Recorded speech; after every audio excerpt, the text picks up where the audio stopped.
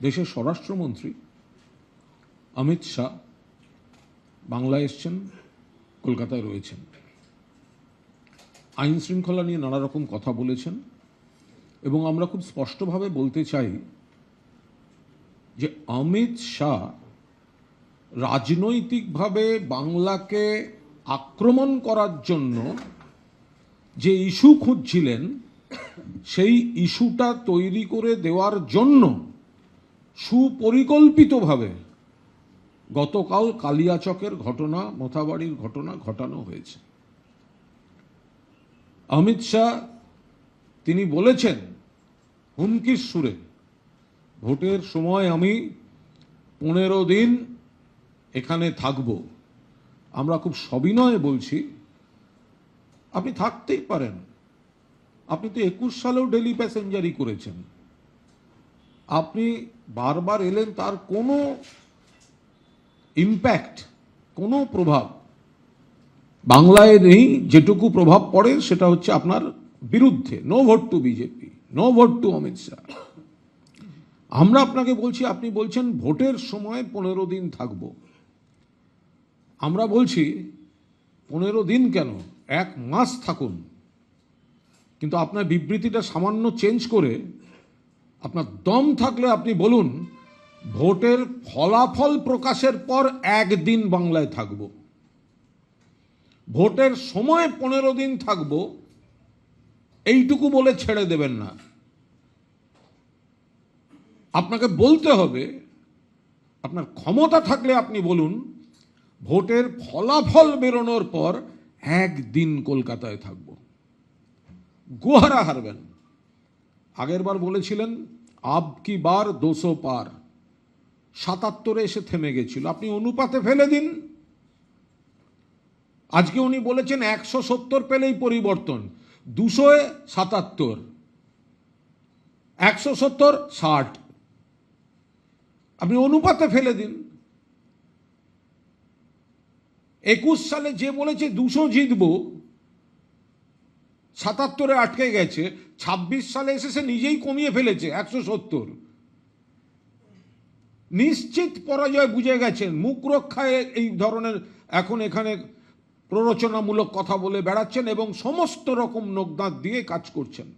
নন্দীগ্রামে আমাদের কর্মী খুন হয়ে গেল, ফড়িং দাস, গতকাল থেকে হুমকি দিয়েছে বিজেপি কর্মীরা, গতকাল থেকে হুমকি দিয়েছে, তারপর পিটিয়ে মেরে দিয়েছে। বিজেপির প্ররোচনা, বিজেপি গন্ডগোল চাইছে। কালিয়াচকে কি হয়েছে? মাননীয় মুখ্যমন্ত্রী খুব স্পষ্টভাবে বলেছেন বিচারকদের আটকে রাখা, বিচারকদের ঘিরে বিশৃঙ্খলা কোনো অবস্থায় সমর্থন করি না, কোনো অবস্থায় বরদাস্ত করি না। আমরা লড়ছি মানুষকে সঙ্গে নিয়ে গণতান্ত্রিকভাবে এবং আইনে। আমরা শান্তিপূর্ণভাবে প্রত্যেক বৈধ ভোটারের অধিকার আমরা আদায় করে ছাড়ব। কিন্তু এখানে একটা প্লট হচ্ছে, ওদের গন্ডগোল চাই, ওদের অস্থিরতা চাই। কাল থেকে আরম্ভ করেছে আইন শৃঙ্খলা।